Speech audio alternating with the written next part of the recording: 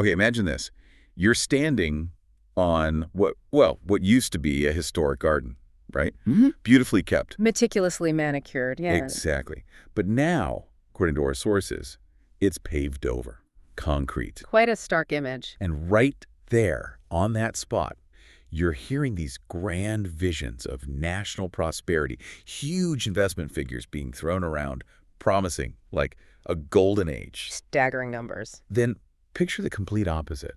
Our sources describe this chilling reality, economic decline, real hardship for lots of people, specific industries really, really struggling. A total contrast. And talk it off with this moment where a really profound national symbol, something deep in meaning, gets talked about in this surprisingly casual, almost mundane way. This incredible juxtaposition, this push and pull between the big promises and the often gritty reality on the ground. That's exactly what we're diving into today. Welcome to the Deep Dive. This is where we take your sources, could be articles, research papers, even your own notes. We pull out the most important nuggets of knowledge, the key insights. That's right. Today, we're dissecting a really compelling stack of material. It paints this vivid but often contradictory picture of recent events, recent statements, all surrounding a prominent political figure. We've got public pronouncements, reported economic data, the sort of strategic thinking behind the political narratives, and some very specific revealing incidents. And our mission today really is to be your guides through all this. We'll navigate these layers of information, the public statements, the economic reports as they're presented, the political strategies, specific moments. Connect the dots. Exactly. Connect the dots to help you understand the messages underneath and what they might imply more broadly. What's really fascinating here is how all these different pieces, the high-level claims, the big gestures, but also the really specific ground-level reports, the candid moments, how they weave together. It forms this complex tapestry that, honestly, it demands a closer look. Critical look. Definitely. We're going to explore where that political rhetoric meets the reported reality, how the economic claims stack up, or sometimes crucially don't stack up against the reported data, and how these strategic stories are built, and often how quickly they get readjusted. It's a fascinating study in public perception and political strategy. And for you, our listener, our curious listener, this isn't about us taking sides. We're not endorsing any viewpoint here. Absolutely not. Our commitment is to impartial reporting. We want to give you the context, the clarity on what these different perspectives are presenting as what's really going on. We're just here to help you cut through the noise. Right. So you can walk away feeling genuinely well-informed, ready to make your own assessments, the Rose Garden Club, and grand economic visions. Okay, let's start by setting the scene. Our first set of sources gives us this really striking visual, this description of an event just outside the White House. Our sources describe Donald Trump in an area where he, reportedly destroyed the Rose Garden, replaced the historic plants, the greenery, with concrete. Yeah, paved it over. And this new concrete space, controversially renamed the Rose Garden Club. That shift, from a living garden to this hard, almost institutional-sounding club, it sets a very specific tone right away. It really does. And who got invited to this brand new club? Yeah. The sources are clear. It was invitation only, specifically for MAGA Republican Congress members and senators. So a very specific audience, loyalists. Exactly, highlighting that loyal, very specific audience for whatever message was coming. This wasn't some open press conference. It felt curated, exclusive. And thinking bigger picture, repurposing and renaming a place as symbolic as the Rose Garden, that's not just about changing the look. It's a deliberate move. It establishes a particular environment. What kind of environment? One that really emphasizes exclusivity, control. This wasn't just a casual meetup. It feels like a meticulously designed event down to the physical space itself, with a very specific message and a very specific audience in mind. And that context is just crucial for understanding the rhetoric that came next. Even changing the name from a revered historical garden to a club that signals a deliberate shift. A shift in how the space, maybe even the institution it represents, is meant to be seen. It's about creating that inner circle, fostering a sense of belonging for those allied with that political movement. Solidifying loyalty. Solidifying loyalty, presenting a united front. Yeah.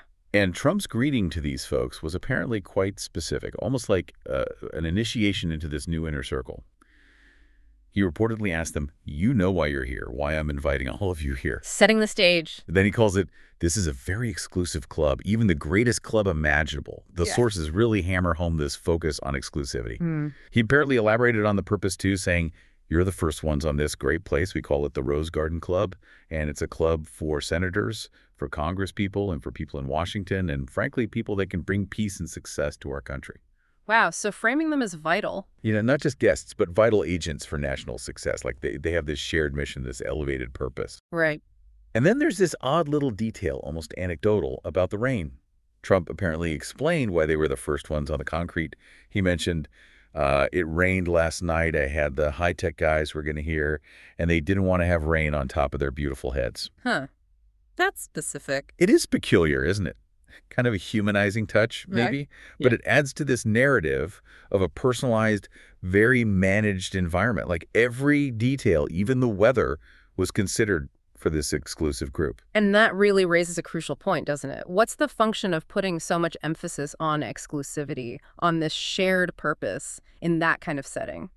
What do you think? Well, it definitely serves to reinforce loyalty. It creates a really strong sense of belonging among those political allies who were there, clearly marking them as different from, well, everyone else. The in-group. Precisely. And by framing them as essential for bringing peace and success, it elevates their status, gives their presence this profound sense of responsibility, of privilege. And that detail about the rain, it seems trivial, maybe, but it actually feeds into that narrative. How so? It subtly suggests a leader who's attentive, right? Attentive to the comfort of his inner circle, which just reinforces their special status. Ultimately, it helps consolidate that unified front, presenting this image of collective action towards some grand shared vision. Okay, now here's where we get to one of the most, frankly, astonishing claims from this club event. In this atmosphere, this exclusive setting with this grand purpose, Trump makes this economic pronouncement that's just staggering. Like the big number. The big number. He announces an investment figure that almost defies comprehension. $17 trillion. Trillion. With a T. Right. He explicitly states almost $17 trillion will be invested in this country over the next few months. And it wasn't just the number. It came with this overarching message that, quote, "everyone is so rich and we are in a golden age now," suggesting immediate widespread prosperity. Like it's already happening. Exactly. Okay. And this is a huge but. Our sources are very specific in highlighting that this figure is something he's, quote, "imagining in his mind," which immediately puts a critical lens on the whole claim. Yeah, that phrasing is very telling. The sheer scale, the context. It paints this picture of almost fantastical optimism. And the critical insight here isn't just the potential disconnect between that $17 trillion claim and, well, reality. It's how such an unbelievably large aspirational figure actually works as a powerful rhetorical tool. Explain that. Well, $17 trillion is almost unfathomable in economic terms. I mean, just for context, the entire U.S. GDP for a whole year is currently around, what, $27 trillion? So it's a massive chunk. A massive chunk claimed to be invested in just months. And that rhetoric of a golden age, alongside it, just amplifies this vision of unparalleled immediate prosperity. Now, the source characterizing it as imagined, that's striking. Yeah, right. Because this kind of pronouncement, regardless of whether it has any immediate basis, in fact, it serves a specific political purpose. It aims to instill the sense of boundless optimism, future success among his base. It frames any current problems as just temporary blips on this amazing upward path. Right. Distracts from the present. Exactly. It's a That's right. powerful narrative meant to inspire belief, unwavering loyalty. These kinds of claims often create this future-focused story, effectively distracting from immediate challenges by promising an almost fantastical future. So for you, our listener, understanding this opening scene, the grand claims, the exclusive setting, it immediately sets up this powerful contrast with the economic data we're about to dig into. A huge contrast. It really forces us to think about the narratives we're given and how we can critically evaluate their foundation. Are these claims rooted in verifiable facts? Or are they part of some larger, maybe more imagined vision? This initial juxtaposition really primes us to scrutinize the information coming next, to ask deeper questions. Where do these numbers come from? What do they really mean for the average person? It's a reminder that political rhetoric often plays on a different field than economic reality, and our job here is to try and understand both. A dive into the economic realities, according to the sources. Okay, let's shift gears now. Let's look at the economic picture that our sources are painting, which, as we just said, starkly contrasts with those Golden Age pronouncements. Right, the other side of the coin. And the description is pretty grim. It characterizes the reported figures as, quote, some of the worst economic data in a generation, really since the Great Recession. Wow, that's a heavy comparison. It is. It immediately signals a serious downturn, not a boom. Specifically, the August job numbers are described as absolutely atrocious. Only 22,000 jobs created. 22,000, that's very low. Very low. Presented as far below what was expected. Forecasts had apparently been as much as 3 to 4 times higher than that. So a big miss. A significant shortfall. Yeah. And maybe even more concerning were the revisions for June. They actually showed a loss of 13,000 jobs. Oof. Revisions going negative. Yeah. And the source notes this as the first time that's happened really since the early days of COVID-19, a period where, the sources claim, Trump's administration struggled with the economy the first time around. So it draws this direct historical comparison to a previous time of economic stress. Stepping back a bit, looking at the broader context, these figures together suggest a pretty significant slowdown, maybe even contraction in the job market, Right. which obviously directly contradicts any narrative of a thriving Golden Age economy. And that comparison to the Great Recession that provides some stark historical context for how severe these numbers are being reported. It implies it's serious. It implies that the current situation, at least based on these data points, isn't just a minor dip. It could indicate deeper, more systemic problems. When job creation falls that far short of expectations, and previous months actually showed job losses after revisions, well, it paints a picture of an economy that's struggling to keep up momentum. Challenges any claims of prosperity. Exactly. Yeah. And these aren't just abstract stats, right? They reflect the health of the labor market, which is fundamental to the economic well-being of millions of individuals, millions of families across the country. And beyond just the headline numbers, our sources really dig into specific demographic and sectoral impacts. This is where you see the real people, the industries suffering under these reporting conditions. It brings the data to life. Yeah, the human element. For young people, say roughly 18 to 26, unemployment is cited at like 10.5%. That suggests a tough time entering or re-entering the workforce for a really crucial group, which can impact careers long term. For African American unemployment, the figures reported were around 7.5%. The overall unemployment rate for the country ticked up to 4.3%. Still historically low overall, but ticking up. Ticking up, yeah. But it's not just demographics. The manufacturing sector, often seen as a key indicator of industrial health, seems to have been hit particularly hard. Our sources report close to 80,000 manufacturing jobs lost since the start of the year. 80,000 manufacturing jobs gone. That directly challenges any talk of an industrial revival, doesn't it? Absolutely. And maybe most critically, the report highlights that hundreds of thousands of jobs are being lost from native-born full-time workers who are described explicitly as being crushed. Wow. That detail focuses the impact right on the core workforce, suggesting a really profound, widespread struggle. It moves beyond abstract numbers to, individual livelihoods. The level of detail here, the granularity, is really compelling. It moves beyond just the national statistics to show how these broad economic trends can hit specific populations, specific industries, disproportionately hard. It's not evenly spread. Not at all. And these aren't just numbers, like you said. They represent livelihoods, career paths, the stability of whole communities. When you see high unemployment for young people or for particular demographic groups, that signals potential long-term social and economic fallout. Right. And losing 80,000 manufacturing jobs, that's particularly concerning. Manufacturing is often seen as a bellwether, right? For the broader industrial health, the stability of the economy. Those jobs usually represent big investments, long supply chains. Ripple effects. Exactly. So losses there can signal deeper structural issues, not just the immediate numbers. It affects everything from raw materials to logistics. And it really forces us to ask, when these broad economic claims are made, how often do we actually look at these specific breakdowns? Who's really benefiting? Or, conversely, who's really suffering? Yeah. A truly booming economy should ideally lift everyone, but these figures suggest a very uneven picture, a lot of economic hardship for some groups. It forces us to look beyond the general statements and focus on the lived experiences of different parts of the population. And the sources get even more specific. They focus on the really dire situation facing farmers, using this powerful example from Arkansas that just drives home the human cost. Okay. Farmers in Arkansas are reported to be, quote, never been as worried as they are now about their lives being destroyed. It's not just about money.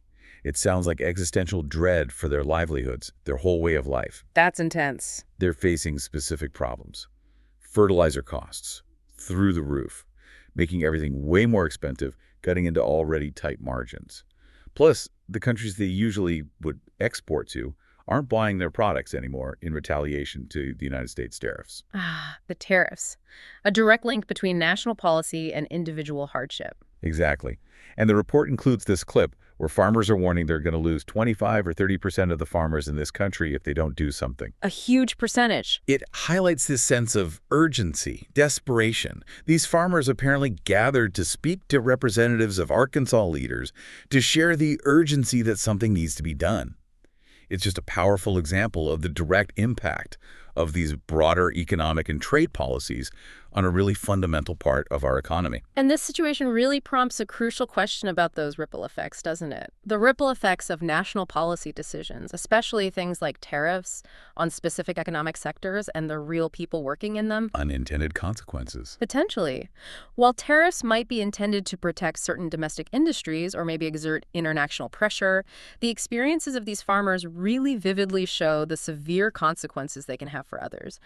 These personal stories, these urgent pleas from farmers, they put a human face on the economic indicators. Right. They show that while some areas might be praised for growth, others are in profound distress. It just underscores how complex a national economy is.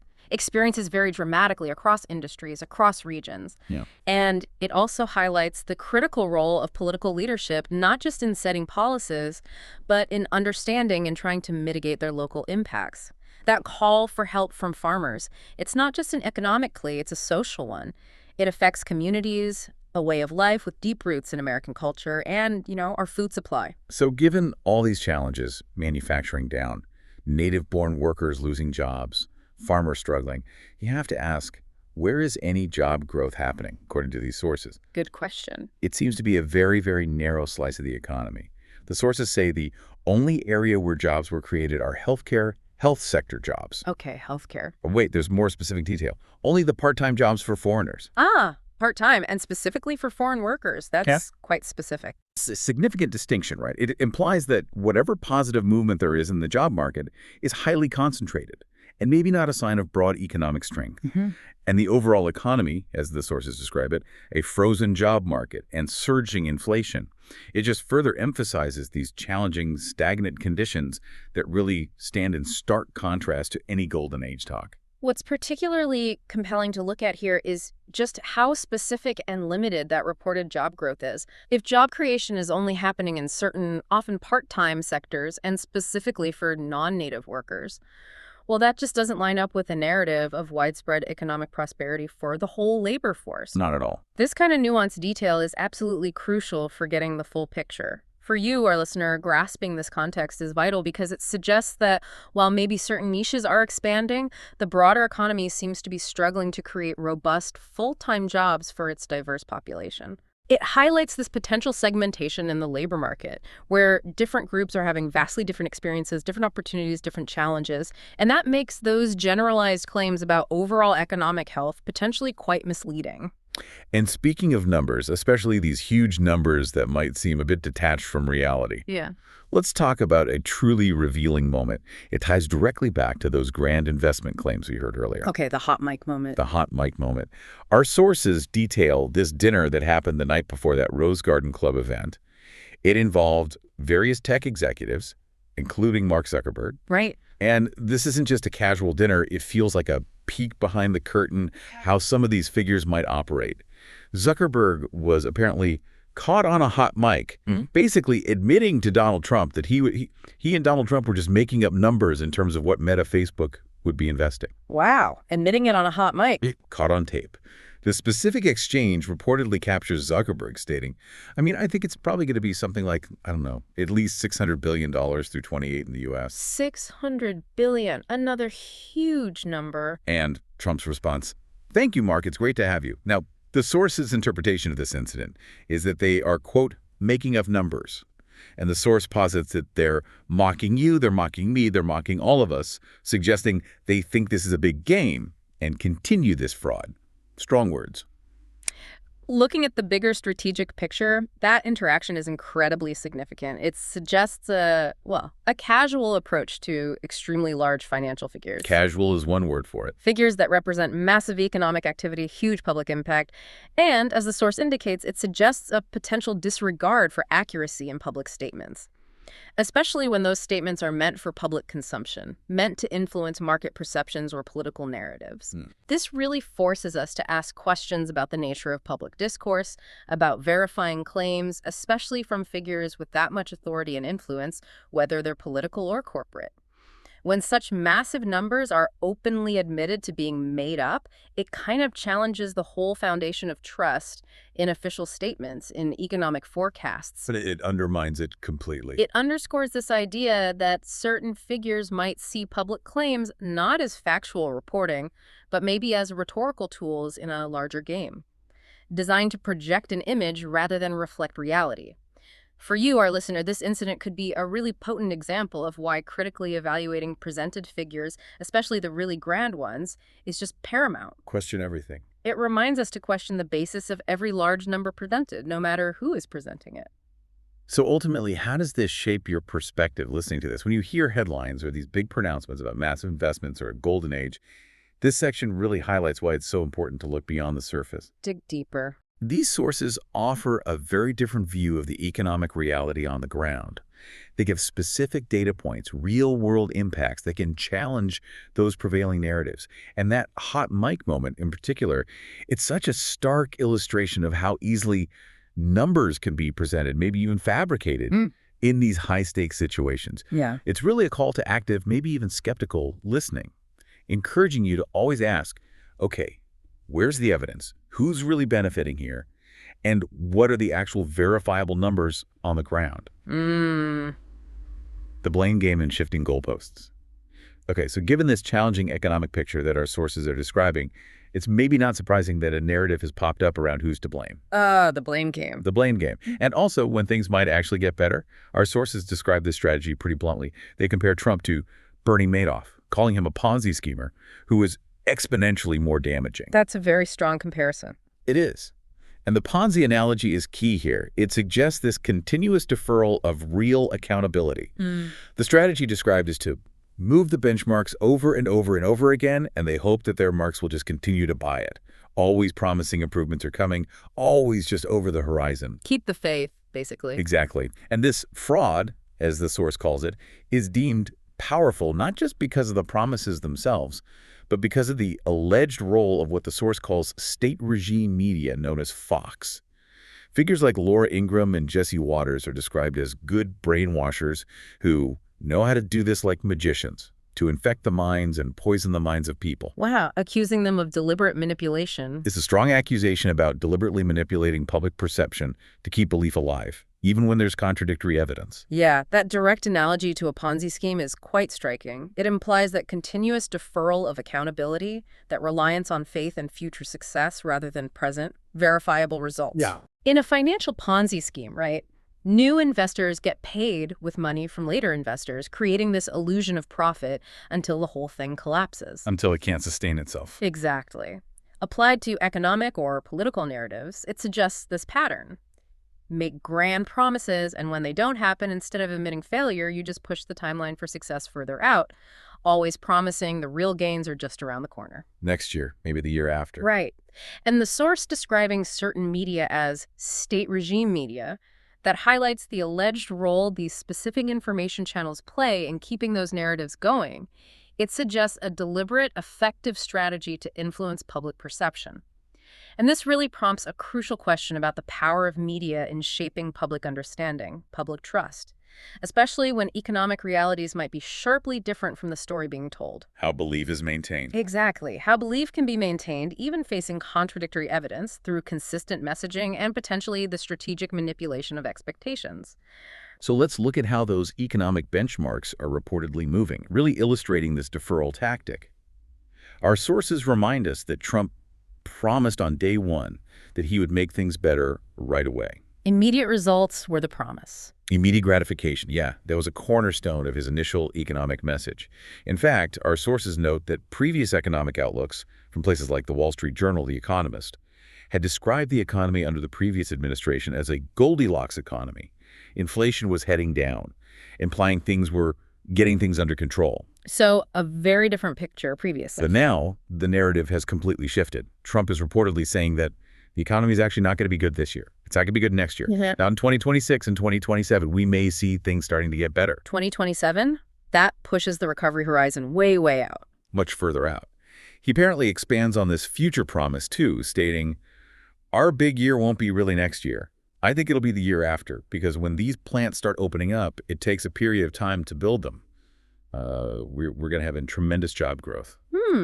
Offering a tangible reason for the delay building plants. Right. It offers an explanation focusing on infrastructure development, but it's still a stark departure from those day one promises of immediate fixes. And this brings up a really crucial point about the consistency of these economic forecasts and the strategic use of timelines. Shifting goalposts. Shifting goalposts, exactly. Moving them from immediate improvement to several years out, 2027, maybe even later, that allows for a significant deferral of accountability. Kicks the can down the road. It pushes the potential for positive results way into the future, often beyond the immediate political cycle. That makes it harder for current voters to hold leaders accountable for what's happening now. It's a classic rhetorical strategy, really. Manage expectations when the current reality doesn't match up with earlier, rosier promises. Right. And by citing the time it takes for plants to start opening up, it gives this tangible, even a future-oriented justification for the delay. For you, our listener, understanding this strategic shift in the story is crucial. It helps you evaluate political promises and recognize how the public conversation around economic performance can be strategically managed over time. Is the plan really changing or just the deadline? Exactly. Is the plan genuinely changing, or are the goalposts just being moved to fit the current reality without actually admitting a change in course? And with this shifting timeline for improvement, the question of who's to blame for the current situation also comes sharply into focus, according to these revised narratives. Of course. The blame game is highly specific and, as the source notes, so predictable. It feels like a very clear strategy of pushing responsibility elsewhere. Externalizing blame. Totally. The first target, Jerome Powell, the Federal Reserve Chairman. Interestingly, Trump himself appointed Powell back in 2017 and said he's a great guy. Oh, right. I remember that. But now, Powell is reportedly being blamed for everything for 2025, alongside Biden. Then, for 2026, both Biden and Powell are explicitly blamed. Okay, spreading it around. And looking even further out, 2027 or 2028, the narrative becomes, oh, we were going to do great, but Democrats control Congress, and Democrats, well, I had this on a perfect trajectory, but then the Democrats came into Congress, and they obstructed, and they screwed my plan. So it's always someone else's fault. This whole trajectory of blame just shifts responsibility away from the current administration onto this series of escalating external actors. It conveniently pushes any accountability off into the future and creates a handy excuse for any promises that aren't met. From a wider perspective, yeah, you see this clear, highly strategic pattern of externalizing blame, pointing fingers at all sorts of actors. An appointed official like Powell, who technically operates independently but can be politically targeted, the opposing political party. Convenient scapegoats. It effectively deflects responsibility away from the current administration's own policies or the current economic conditions. This strategy is designed to create a clear set of antagonists for the public to focus on, redirecting any potential criticism away from the leadership making the promises. Keeps the focus off them. Exactly. And it reinforces that Ponzi schemer analogy we heard earlier, right? Yeah. It maintains the narrative that there's this perfect plan, but it's constantly being undermined by others. That allows the marks, as the source called them, to keep buying it, hoping that those future improvements will eventually come once these external obstacles are gone. Right. This is a crucial element in maintaining political support, even when facing reported economic hardship. You keep offering future hope and clear scapegoats for the problems right now. And the media, as the sources claim, plays a really critical role in amplifying this blame, offering distinct reasons for the economic situation that often align with different political viewpoints. Different narratives for different audiences. Exactly. Our sources cite Laura Ingraham asking, "This Friday night, is Jerome Powell happy? Now his refusal to cut interest rates has helped slow the Trump economy." She specifically points to the disappointing 22,000 jobs added and the negative impact on the manufacturing sector, directly linking those issues to Powell's actions. painting him as the main obstacle. Okay, focus on the Fed. Then you have Jesse Waters quoted blaming illegal immigrants. He says, jobs are down because the illegals are gone. When you leave 2 million illegals leave the country, you're not going to have as many people working, and the people that are working are Americans. A completely different explanation. Totally different. He also suggests the numbers will be revised later when he gets the right person in the job. These two examples really show how specific media personalities can give very different but equally targeted explanations to the exact same economic data, each one reinforcing a particular narrative for their audience. It's particularly fascinating to see how these specific narratives get constructed and then spread through media channels. They act as powerful amplifiers for that blame game. Yeah. You see these distinct explanations for the economic downturn being offered, each framing a particular group or policy as the main cause. Ingram's story focuses on the Federal Reserve's monetary policy interest rates, linking that directly to the slowdown, supporting the idea that some external actor is holding back an otherwise strong economy. Right. Conversely, Waters' narrative points the finger at immigration, attributing job losses to that issue. That appeals to a different set of concerns, reinforces a specific political stance on border policy. Total different framing. It demonstrates how different media outlets can effectively shape how the public understands complex issues, just by assigning blame and suggesting alternative ways to interpret the data. For you, our listener, this really highlights the importance of media literacy. Being critical consumers of news. Exactly. Recognizing how different outlets select and frame information and how those choices can influence your perception of economic realities, of political accountability. It shows the deliberate effort to create these cohesive, even if they're divergent, stories around complex issues. So, ultimately, how does this shape your perspective? This whole section reveals this intricate dance between political strategy, the reported economic reality, and media influence. They're all interconnected. Understanding how blame gets assigned, how timelines get shifted, it's crucial for critically assessing the claims made by political figures and their allies. It empowers you, really, to dissect news reports, identify the underlying narratives, and question the motivations behind attributing economic outcomes to specific people or groups. It's just a reminder that political communication often involves carefully constructing a version of reality. Being aware of these techniques helps you become a more informed, maybe less susceptible, observer of the whole political landscape, distractions, and executive actions. Okay, moving beyond the economic narratives, our sources point to another powerful strategy, described as massive distractions, including actions that are presented as part of an authoritarian takeover. Okay, strong language there too. The big one on Friday, according to the sources, is we're changing the name of the Defense Department to the Department of War. Wow. Defense to war. That's a statement. It is. And this proposed change is strikingly juxtaposed with Trump's own self-description as the peacetime guy. Now, suddenly, he's presenting himself as a wartime president, even posting images to that effect. A complete shift in persona. It's quite jarring. The source also points out existing unresolved conflicts. Trump previously claimed he could resolve the Ukraine war in 24 hours. That hasn't happened. And the situation in Gaza, which the source says has made things so much worse. So context matters here. Right.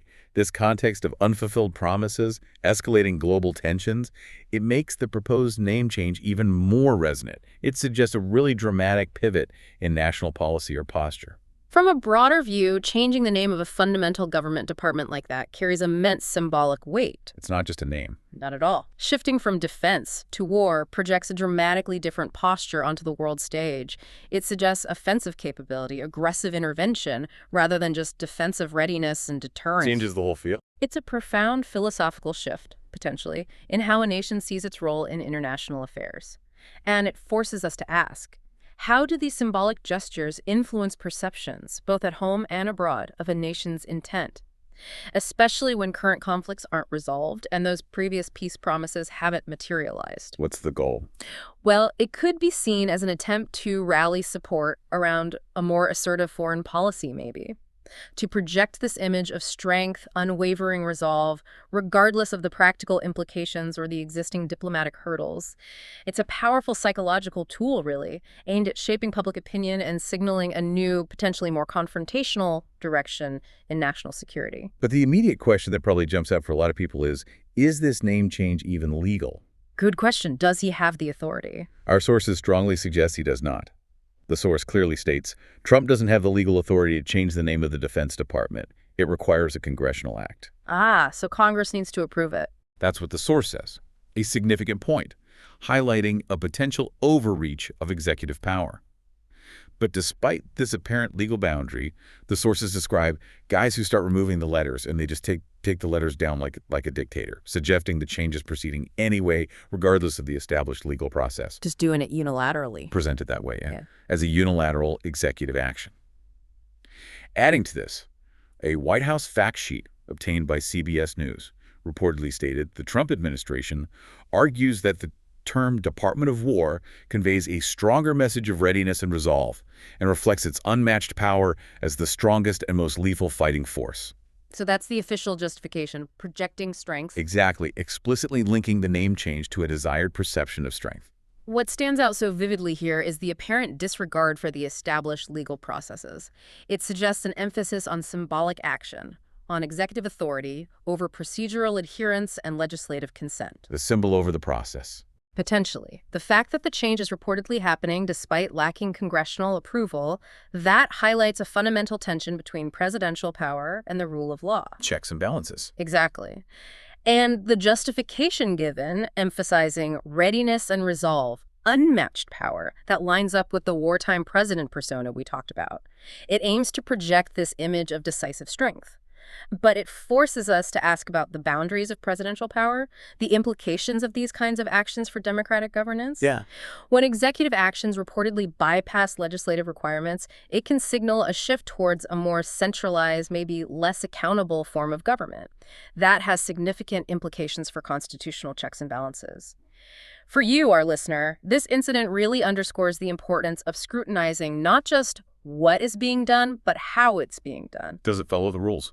Does it adhere to legal and constitutional norms, especially when fundamental government structures are involved? And these executive actions, according to the sources, they also involve our taxpayer dollars and raise some serious questions about military engagements and the justification behind them. Okay, where does the money come in? The source asks where our taxpayer dollars are going, mentioning concentration camps in the United States and spending $200 billion on ICE. So it frames the discussion immediately within this context of domestic concerns, controversial spending priorities. Setting a critical tone. Then the discussion shifts dramatically. An incident off the coast of Venezuela where a small fishing boat was reportedly blown up by the Trump regime. Blown up, that's alarming. Very specific, alarming claim. The administration apparently claims it was a boat belonging to Tren de Aragua, a Venezuelan gang. Yeah. But the source states it doesn't look like a drug ship. And even if it was a drug ship, the question is raised, under what legal authority? The source notes grimly, our military just kills people, they just murder them. Strong accusation there, too. It leads to serious moral and legal questions, particularly about human trafficking. The source asks, how do we know the people on the ship weren't being trafficked and now we just killed innocent people? A horrifying possibility. And the report highlights this stark contrast in force.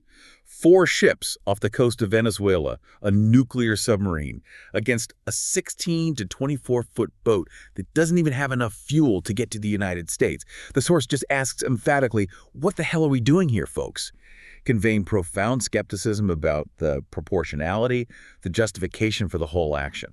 A critical question immediately jumps out here about the use of military force and accountability, especially in situations where there isn't clear, publicly presented evidence. Right. What was the proof? The lack of clear evidence mentioned by the source regarding the ship's nature, the questioning of the legal authority for that kind of engagement, and the profound concern for potential loss of innocent life, especially if trafficking was involved, that presents a deeply troubling scenario. And the sheer scale of the military presence described 4 ships, a nuclear sub, against a tiny fishing boat that highlights this massive asymmetry. It really prompts a reevaluation of tactics, of justification. It's about proportionality, the potential for excessive force in an international context. Yeah. And that concern about human trafficking adds this critical ethical layer. It forces us to think about the broader human rights implications of these actions beyond just the immediate military goals. For you, our listener, this serves as a really stark reminder to always demand clarity, evidence, and legal justification for military actions, especially when they involve loss of life and significant taxpayer money. Scrutinize the narrative. It forces a critical examination of the narratives provided versus the details being reported. Now, to provide a different perspective indeed, an opposing one on this incident, the sources include a clip from Pete Hegseth. He's responding to the direct question. What legal authority did the Pentagon invoke to strike that boat? Okay, so the counter-argument. His response offers a very different justification, a different context. He states, we have the absolute and complete authority to conduct that, first of all, just the defense of the American people alone. Claiming inherent authority. Right. He explicitly links the action to public safety, citing that 100,000 Americans were killed each year under the previous administration because of an open border and open drug traffic law that is an assault on the American people. Connecting it to drug deaths and border policy. Exactly. He then confidently asserts, we smoked a drug boat and there's 11 narco-terrorists at the bottom of the ocean, and when other people try to do that, they're going to beat the same fate. It provides this starkly contrasting narrative, emphasizing national defense, decisive action against perceived threats, framing it as a necessary, justified strike against a clear and present danger to American lives. What's really striking about this is how the justification for military action is presented and framed through this very specific lens. Yeah, the framing is key. Hegseth explicitly links the action to national defense, the fight against drug trafficking. He uses strong, decisive language, smoked a drug boat, narco-terrorists to assert authority deliver a clear deterrent message. This narrative frames sinking the boat not as potential aggression, but as a necessary, legitimate defense of Americans against a perceived threat, specifically referencing those drug-related deaths. Right. It offers this contrasting perspective that prioritizes national security, decisive action. It really demonstrates how incidents can be interpreted and justified through very different lenses, each aiming to rally support and project strength.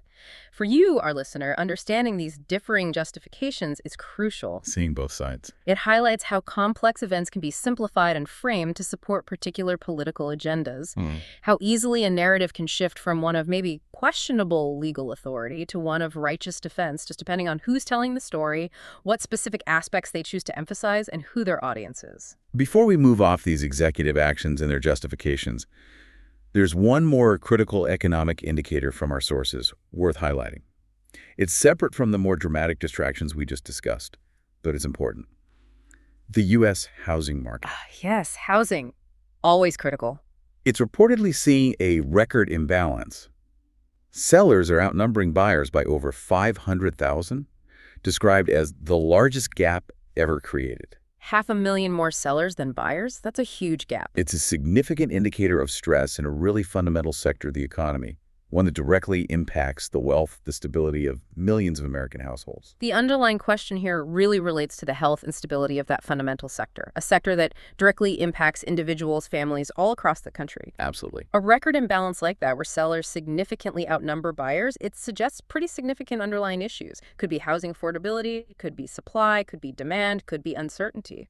Prices too high, buyers hesitant. Could be prices are too high for buyers, yeah. Or maybe economic uncertainty is making potential buyers nervous, hesitant to make such a big commitment, or maybe a combination of factors. But an imbalance that large could have broader economic and social implications. Potentially stagnation in construction, maybe reduced consumer spending if people feel less wealthy because their house value isn't rising or is falling. It could worsen housing crises for many individuals and families. It's just a critical barometer of household economic well-being and a challenge that demands a closer look beyond the general economic pronouncements. It reveals this specific area of economic vulnerability amidst all the larger discussions.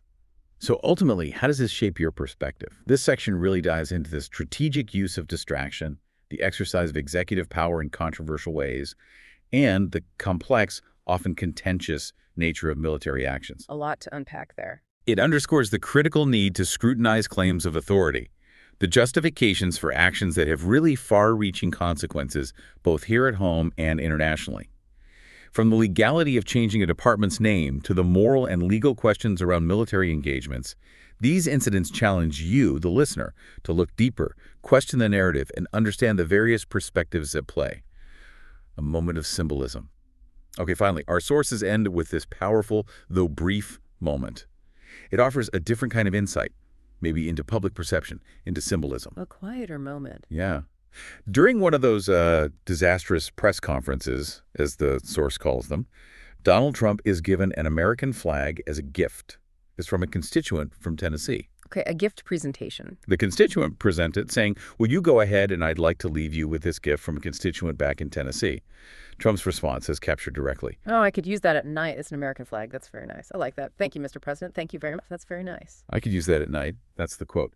And the source explicitly notes, with a bit of interpretation, he thinks it's a blanket. The deeper significance here really lies in how this seemingly small, maybe unscripted moment is incredibly symbolic. How so? Well, the American flag, right. For so many people, it represents national identity, patriotism, sacrifice, core ideals. It's a powerful emblem just loaded with deeply held meaning for a huge majority of the population. Absolutely. So a response that suggests its utility as a blanket, well, that can be interpreted in a lot of ways. Maybe it's a moment of casual disregard for its profound symbolic weight. Maybe it's just a simple, unthinking comment. Maybe it was even an awkward attempt to be colloquial, to humanize the moment. Hard to know the intent. Exactly. But it forces us to think about the perception and the handling of national symbols by public figures. What does a moment like that communicate, intentionally or unintentionally, to different audiences? For some, maybe it seems endearing, relatable, an off-the-cuff remark. For others, it might seem deeply disrespectful of the flag's sacred meaning. Divisive, potentially. It highlights how leaders interact with symbols that are meant to unify, meant to represent shared values, and how those interactions can be perceived in profoundly different ways, often revealing more, perhaps, than scripted statements might. It's a powerful illustration of the often unintended impact of casual remarks, especially from figures under such intense public scrutiny. So how might you, our listener, process this bit of information? This closing anecdote, it's kind of a poignant reminder, isn't it? That even in the middle of all the grand political statements, the serious economic debates, the controversial executive actions, these small personal moments can offer a unique, sometimes telling lens, a lens through which to view leadership, public persona. It shows that perception isn't just shaped by policy and rhetoric, it's also shaped by spontaneous interactions, by the seemingly trivial details that can actually carry significant symbolic weight, resonating very differently across diverse audiences. Outro. Wow. Okay, that was a truly immersive deep dive we've had today. A lot to cover. Absolutely. We started by setting the scene at that Rose Garden Club, right? With its grand, optimistic economic pronouncements, that astonishing $17 trillion claim. Then we immediately contrasted that with the stark reality check from the economic data, job losses, farmers struggling, even revealing that hot mic moment where investment figures were openly discussed as being, well, as the source put it, made up by tech executives. We then explored those shifting narratives around economic recovery. We identified the strategic blame game targeting figures like Jerome Powell, even entire political parties, and we saw how those messages get amplified by certain media outlets. Right. Finally, we looked at the use of what sources described as massive distractions, things like the proposed legally questionable renaming of the Defense Department to the Department of War, those controversial military actions off Venezuela, and the opposing justifications presented for them. A critical look at the U.S. housing market's imbalance.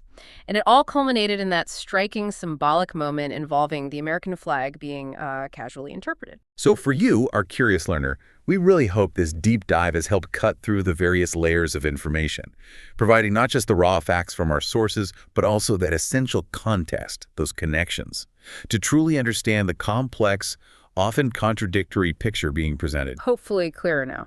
We've seen how grand visions can clash with grim realities, how accountability can be strategically deferred, and how symbols can be interpreted in really unexpected ways, depending on your perspective. And as we wrap up, here's a provocative thought for you to maybe mull over. Consider the array of strategies we've seen employed today, from those grand economic promises and the public admission of fabricating figures to strategically shifting blame, enacting symbolic government changes without clear legal authority, undertaking controversial military actions, even the casual interpretation of national symbols. It's quite a range. It is. How do these diverse approaches ultimately influence trust? The perception of truth in public discourse? And maybe more importantly, what does that mean for how citizens like you engage with information? How do you verify claims? How do you form your own understanding of the complex world around you? Big questions. It's a reminder, isn't it, that critical thinking isn't just some academic exercise. It's an essential tool for navigating the modern information landscape we all live in. Thank you so much for joining us on the deep dive. Keep asking questions, keep digging for context, and keep seeking out those aha moments.